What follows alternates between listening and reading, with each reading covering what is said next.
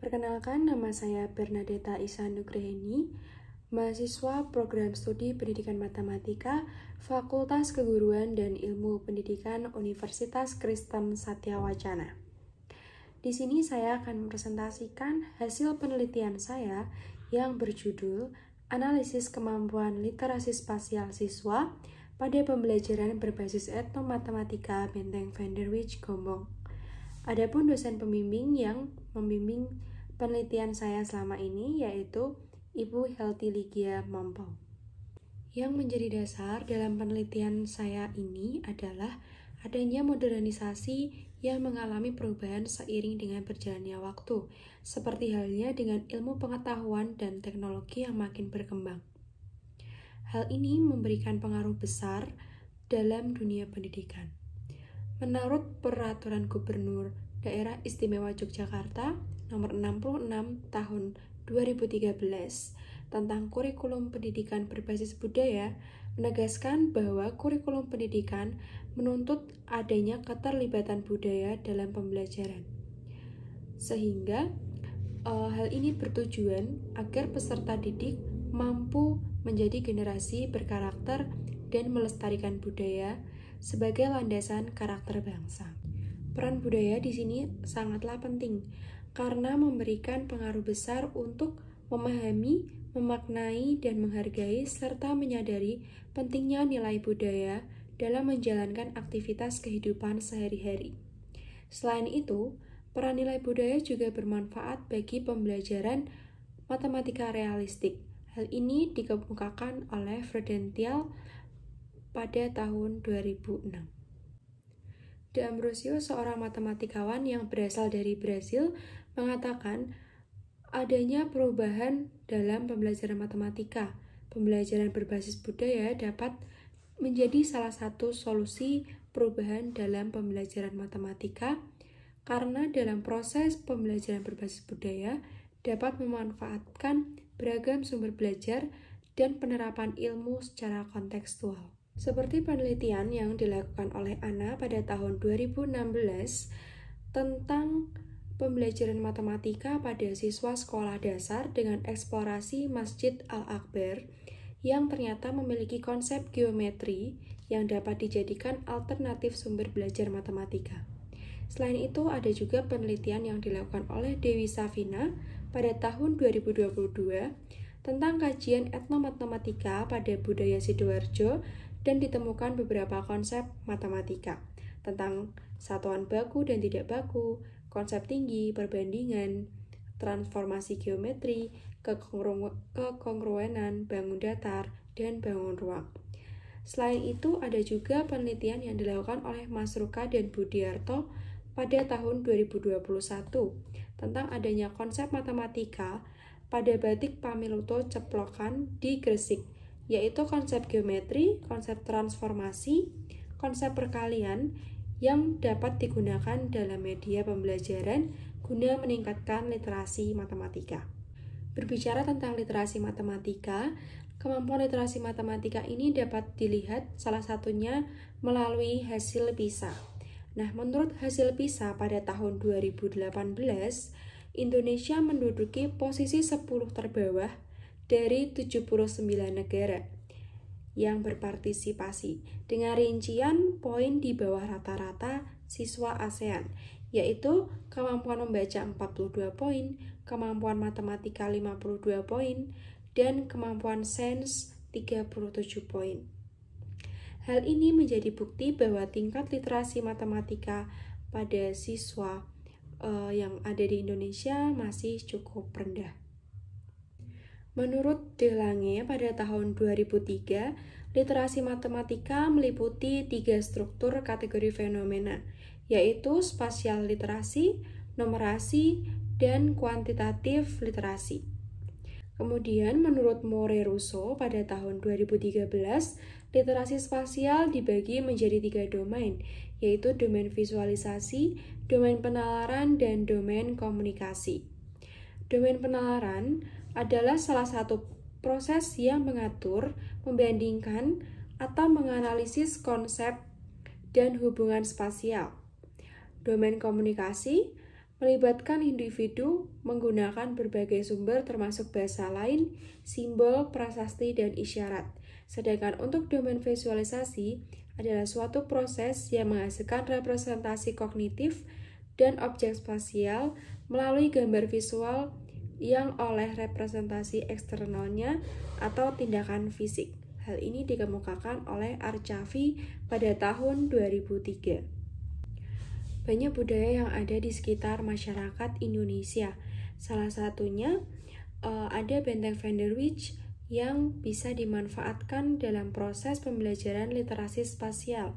Karena ternyata Benteng Van der Wijk ini mempunyai keunikan yaitu memiliki bentuk segi 8.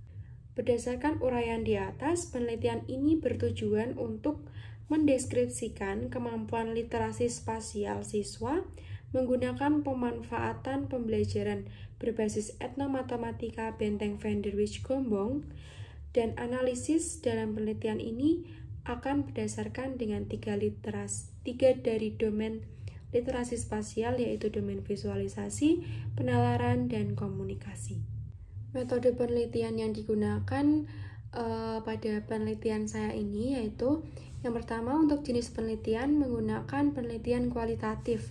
Untuk waktu dan tempat, penelitian ini dilaksanakan di semester ganjil tahun ajaran 2022-2023 di SMP Pangudiluhur, Ambarawa.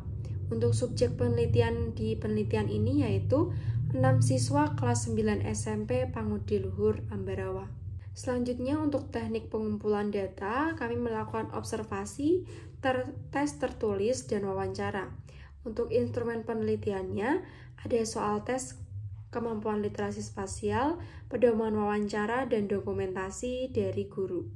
Kemudian untuk teknik analisis data, saya menggunakan teknik analisis data kualitatif yang dikemukakan oleh Miles dan Huberman, yaitu data collection, data reduction, data display, dan conclusion. Kemudian untuk hasil penelitian pada penelitian saya ini akan saya tampilkan sekilas melalui tabel. Di sini ada kode siswa, skor tiap soal, total skor, persentase, dan kategori kemampuan literasi spasial. Nah, kode siswa di sini saya menggunakan S1, S2, S3, S4, S5, dan S6. Nah, untuk menganalisis domain penalaran, itu menggunakan nomor 1 dan nomor 3. Kemudian untuk domain komunikasi ada di nomor 2 dan nomor 4. Dan domain visualisasi ada di nomor 5. 3 subjek yaitu S1, S2, dan S3 memiliki kategori kemampuan literasi spasial tinggi dengan persentase skor 80%.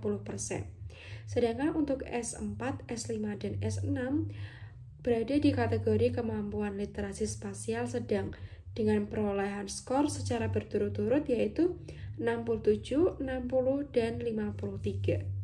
Lebih detailnya, hasil penelitian saya ini akan diklasifikasikan menjadi 3, yaitu menganalisis kemampuan spasial siswa berdasarkan domain visualisasi. Yang kedua, analisis kemampuan spasial siswa berdasarkan domain penalaran. Dan yang ketiga, analisis kemampuan spasial siswa berdasarkan domain komunikasi. Nah, yang pertama kita akan membahas tentang domain visualisasi. Jadi, pada domain visualisasi ini ada soal nomor 5 yang berisi ada suatu gambar lorong Benteng Van der Wijk yang dilihat dari depan, itu terlihat lorongnya semakin kecil. Kemudian siswa atau subjek S1-6 diminta untuk memberikan pendapat sebenarnya lorong tersebut itu benar terlihat lebih kecil atau ukurannya sama, dan coba sertakan alasannya. Nah, pada domain visualisasi ini, ke-6 subjek mampu mengembangkan gambar visual yang ada pada soal, kemudian merepresentasikan permasalahan tersebut ke dalam permasalahan yang ada di sekitar. Tetapi ke-6 subjek tidak dapat membuat sketsa objek melalui gambar visual berdasarkan masalah yang diberikan. Untuk domain yang kedua yaitu domain penalaran. Pada domain penalaran, S4 dan S6 menyebutkan ciri-ciri dari bangun ruang bukan secara matematisnya, sehingga S4 dan S6 memperoleh skor 1. Jadi S4 dan S6 ini sudah betul menyebutkan nama-nama bangun ruang, namun ketika menyebutkan ciri-cirinya mereka malah menyebutkan ciri-ciri yang bukan merupakan ciri-ciri matematisnya. Contohnya, menyebutkan ciri-ciri dari bangun ruang tabung itu berwarna biru, sedangkan berwarna biru itu bukan merupakan ciri-ciri matematis dari suatu bangun ruang. Sedangkan untuk S1, S3, dan S5 itu juga mengalami kesalahan karena kurang telitinya ketika mereka menyebutkan ciri-ciri dari bangun ruang tersebut. Nah, pada domain penalaran ini hanya subjek S2 yang menyebutkan ciri-ciri dari bangun ruang dengan tepat. Untuk domain yang terakhir yaitu domain komunikasi, terdapat 2 poin pertanyaan dan keenam subjek memiliki kesamaan, yaitu tidak mengetahui rumus penyelesaian pada poin A, di mana subjek diminta untuk menghitung perpindahan. Akan tetapi terdapat jawaban yang menarik, jawaban yang istimewa pada S1 dan S4, yaitu kedua subjek menggambarkan sketsa gambar yang menunjukkan perpindahan. Berdasarkan uraian di atas, S4 dan S6 belum mampu menganalisis konsep hubungan spasial dengan tepat. S4 dan S6 belum mampu menyebutkan ciri-ciri suatu bangun ruang secara matematis. Temuan ini sejalan dengan temuan Deviani dan Galih pada tahun 2017.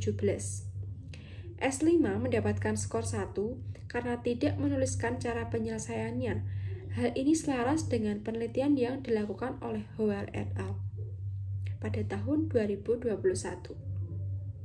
Hasil penelitian ini menunjukkan bahwa kemampuan literasi spasial siswa ada pada kategori sedang dengan persentase 70%. Menurut Marzuki et al. Pada tahun 2019, siswa dengan kecerdasan spasial kategori sedang dan kategori tinggi memiliki kemampuan yang hampir sama sebenarnya. Namun pada siswa dengan kemampuan spasial kategori sedang dibutuhkan beberapa stimulus yang dapat meningkatkan kemampuan spasial siswa. Hal ini dikemukakan oleh Osronita dan Dewita dalam Hera dan Sari pada tahun 2015. Sehingga simpulan yang dapat kita tarik dalam penelitian ini yaitu yang pertama, 3 domain literasi spasial. Keenam subjek hanya mampu memenuhi 1 indikator yaitu pada domain visualisasi.